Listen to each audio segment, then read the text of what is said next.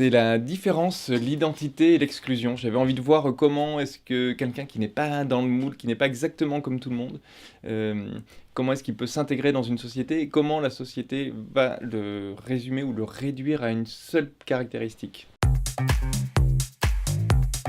Il a fallu que je trouve une porte d'entrée et le fait d'inventer ce personnage qui naît avec un violon à l'intérieur du crâne, ça m'a permis d'être complètement libre et je pouvais raconter exactement l'histoire que j'avais envie de raconter en étant à la fois très précis et en même temps assez universel parce que ça parlait de toutes les différences, le handicap visible, invisible, l'identité, ça me permettait de voir pourquoi est-ce qu'il était résumé uniquement à cet instrument qu'il avait dans la tête.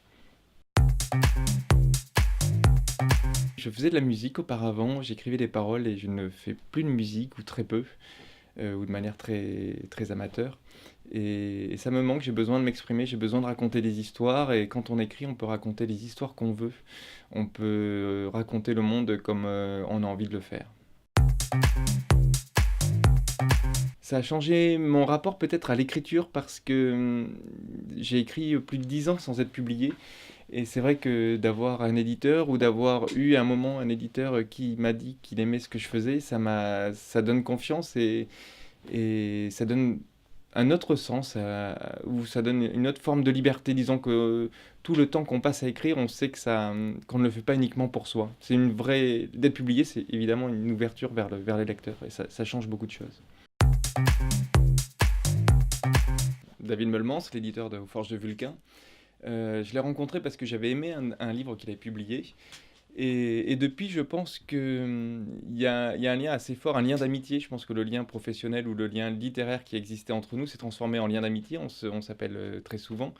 La plupart du temps pour parler de ce sur quoi je travaille, mais pas nécessairement. On peut parler de plein d'autres choses. On a un rapport assez quotidien, que ce soit par mail ou par téléphone. Et quand j'ai des questions, quand j'ai un doute sur une manière d'aborder un thème, ou voilà, je l'appelle et on voit ça ensemble.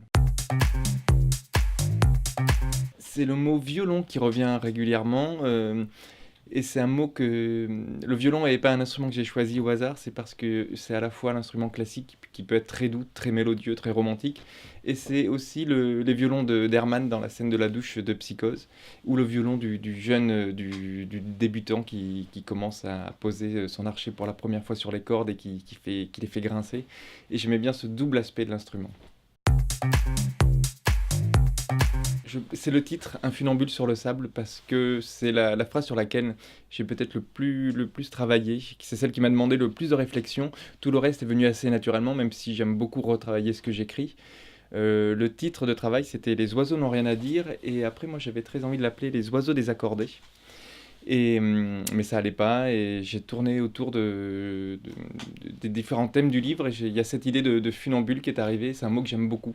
Et je pense que dans les phrases qu'on aime, il y a forcément des mots qu'on aime. Et un funambule sur le sable, je trouvais que c'est une phrase simple, mais qui raconte déjà beaucoup de choses.